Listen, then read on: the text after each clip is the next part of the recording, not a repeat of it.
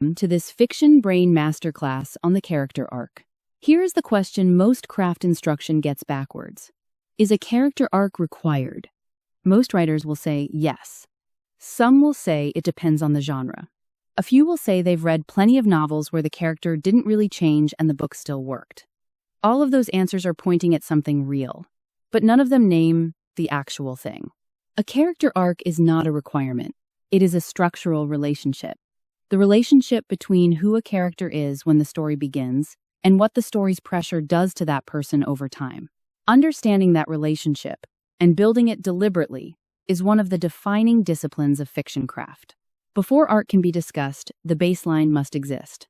Who the character is at the story's opening, their psychological makeup, their position in the world, their wounds, their assumptions, their wants and needs. That is the foundation the arc departs from or holds against. 4 things need to be in place before the arc can begin to move. The psychological baseline, how this person operates, what they assume, what they avoid, and where their thinking is distorted or limited. That distortion is load-bearing. It is the fault line the arc will work along. The environmental placement, their cultural position, their socioeconomic reality, their relationships and social role. The world around them is not background. It is the pressure system the story will activate, wants, needs, and goals, and these must be distinguishable from each other. What the character wants is what they are consciously pursuing. What they need is what the story will reveal they actually require, often different from, and sometimes opposed to, the want. The gap between want and need is frequently where the arc lives. And assets. The character's resources, relationships, skills, status, knowledge, material security. The arc's change agents work through the progressive removal or compromise of these assets. Knowing what the character has at the opening is the precondition for understanding what it cost them to pursue the arc. What the character wants is what they are consciously pursuing. What they need is what the story will reveal they actually require, often different from, and sometimes opposed to, the want. The gap between want and need is frequently where the arc lives. What happens under that load is not predetermined. A character may change, growing towards something they could not have been at the story's opening. A character may hold, remaining who they are while everything around them shifts in response to that immovability.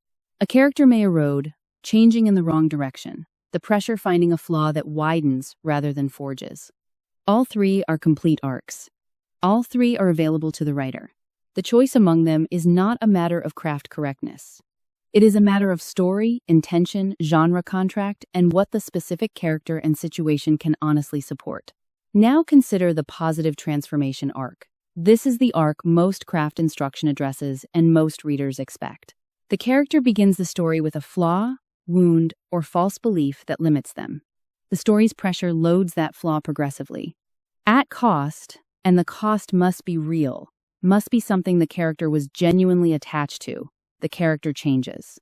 They arrive at the story's end capable of something they could not have done on page 1. The positive transformation arc is not the same as a happy ending. The character may lose everything in the process of becoming. The cost of change may exceed the apparent gain. What defines the arc as positive is not outcome but direction. The character moves toward greater truth about themselves and the world, even when that truth is devastating. Romance, coming-of-age, redemption narratives, and most commercial fiction carry an implicit contract with the reader that the protagonist will change for the better. That contract is not a creative limitation. It is a structural commitment, and honoring it well is craft. Now consider the flat or static arc. The flat arc is not a failed transformation arc. It is a different structural choice with its own integrity and its own power. The character at the center of a flat arc does not change. They hold, and their holding, their refusal or inability to be altered by the pressure the story applies, is itself the story's engine. 2 distinct versions of the flat arc exist. In the first, the character's stability is a strength. They are the fixed point against which the story's chaos measures itself. Other characters change around them, or fail to change, because of their contact with this immovable person. The character functions as a kind of moral or psychological gravity. Think of the classic detective. Sherlock Holmes does not change across the stories. That is not a flaw. It is the genre's contract. The reader comes to the detective story for the pleasure of watching a stable mind solve an unstable situation. In the second version, the character's failure to change is the tragedy. The story's pressure demands growth and the character cannot provide it. This version lives at the border between the flat arc and the negative arc. The difference is whether the author frames the stasis as strength or as failure. The flat arc places a specific burden on secondary characters. If the protagonist's immovability is the story's engine, the secondary characters must provide the arc movement the protagonist is not providing. They change, are corrupted, are redeemed, or are destroyed in ways that make the protagonist's holding visible and meaningful. A flat arc story without fully developed secondary arcs is a story without an arc. Now consider the negative arc. The negative arc is a complete and legitimate structural choice. The character changes, but downward. The pressure the story applies finds a flaw the character cannot overcome, and the arc is erosion. A progressive dismantling of capacity, identity, or moral structure that ends in collapse, corruption, or ruin rather than growth. The negative arc is not a story about a character who fails. It is a story about a character who changes in the wrong direction, and that change is as fully developed and as structurally interlocked with the plot as any positive transformation. The reader watches the arc move, understands its logic, recognizes its inevitability in retrospect, and feels the tragedy of it as something that could not have been otherwise, given who this person was and what the story did to them. Edith Wharton's The House of Mirth is the definitive example. Lily Bart does not simply fail to rise. She changes. She becomes less capable of navigating the social world she began with the skills to survive. The story is constructed to make that erosion feel inevitable from the first pages. Tragedy in its classical form is a negative arc. Certain crime fiction, literary fiction, and psychological horror run on the negative arc as primary structure. The reader contract differs. The reader of a negative arc is not expecting redemption.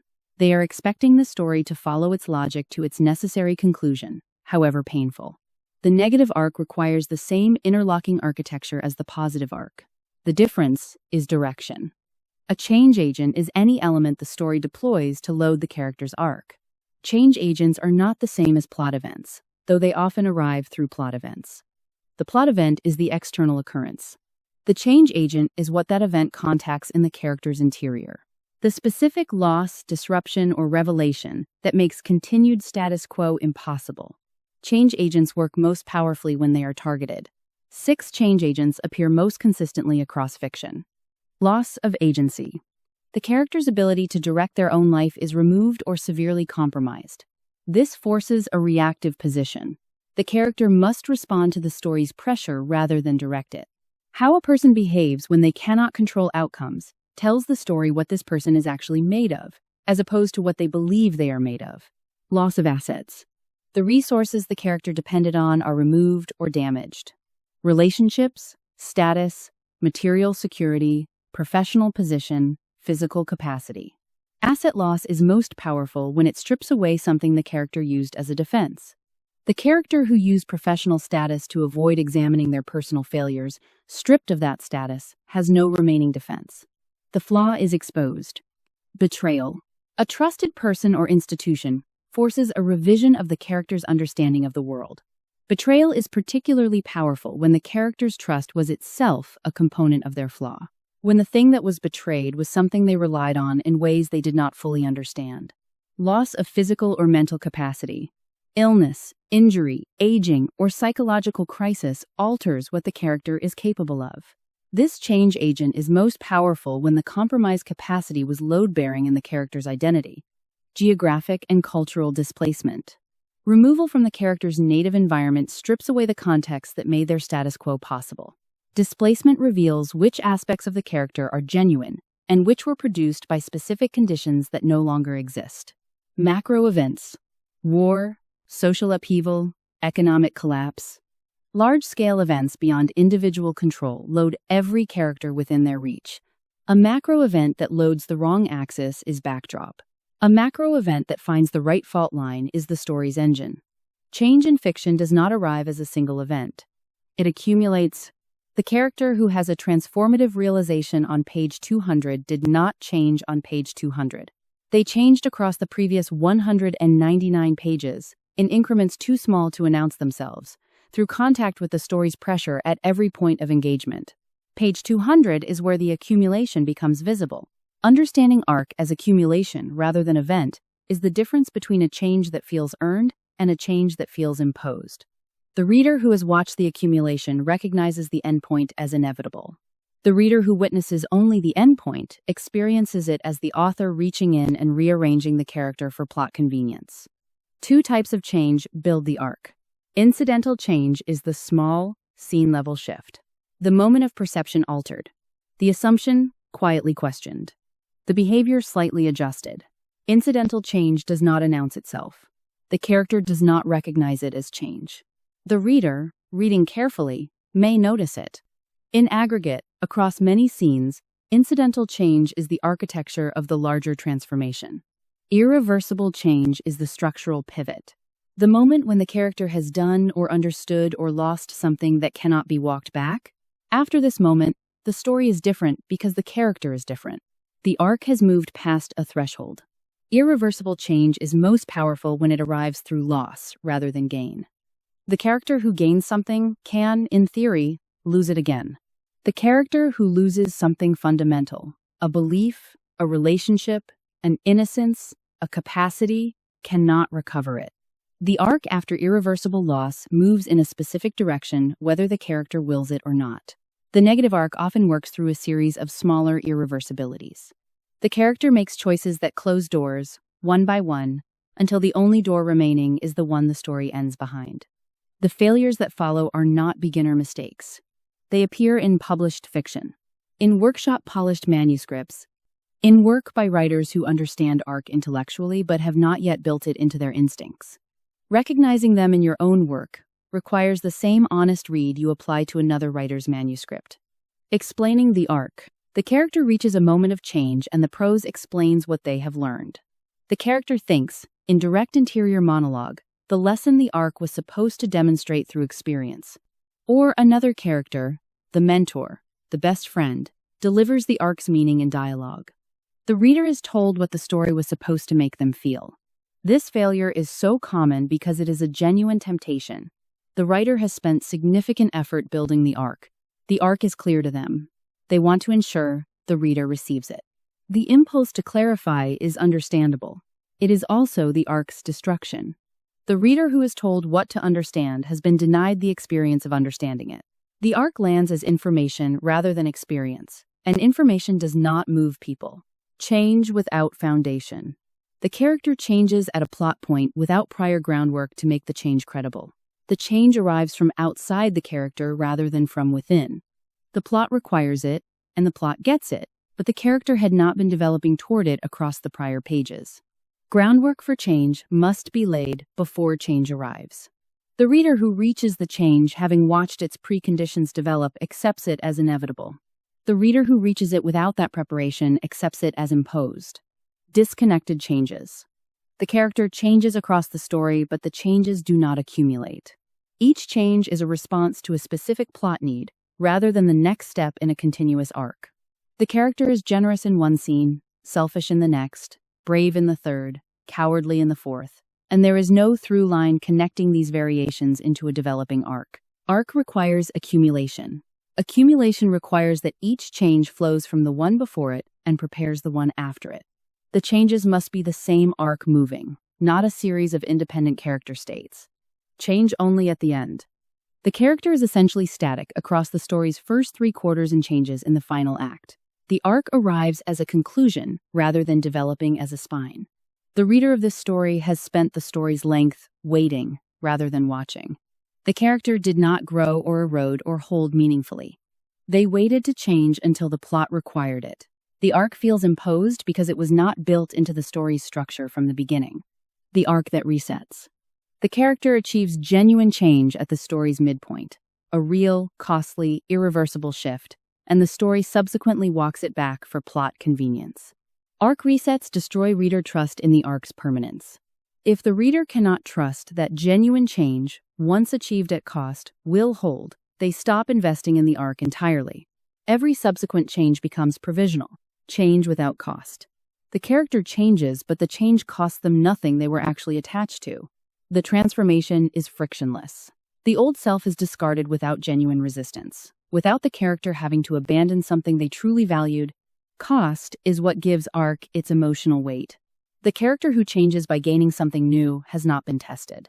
The character who changes by surrendering something they built their identity around has been through something. The reader feels the difference. Cost is what gives arc its emotional weight. The character who changes by gaining something new has not been tested. The character who changes by surrendering something they built their identity around has been through something. The reader feels the difference. The arc is not a response to the plot. The arc is the reason the plot is arranged as it is. This means the arc must be designed before the plot can be properly constructed. The writer who knows where their character is cracked, what kind of pressure finds that crack, and what it costs to survive or fail to survive it, that writer has a blueprint. The plot becomes the series of pressures that load that specific flaw in escalating sequence. The arc is not a response to the plot. The arc is the reason the plot is arranged as it is. Return to the question we started with. Is a character arc required? The answer is more precise than yes or no. What is required is that the character has a structural relationship with the story's pressure, that they are built specifically vulnerable to the load the story generates, that the plot and the arc are load-bearing against each other, not running in parallel. What archetype serves that relationship, positive transformation, flat stasis, negative erosion, is a craft decision, not a rule. The decision belongs to the story. Your job is to make it deliberately, with full knowledge of what each type demands and what each type delivers. One final thought. The arc is not something that happens to your character. It is the reason your character is exactly who they are, cracked in exactly this place, carrying exactly this wound, built precisely so the story you are telling can find them. Build the flaw first, then build everything that finds it. Now go write.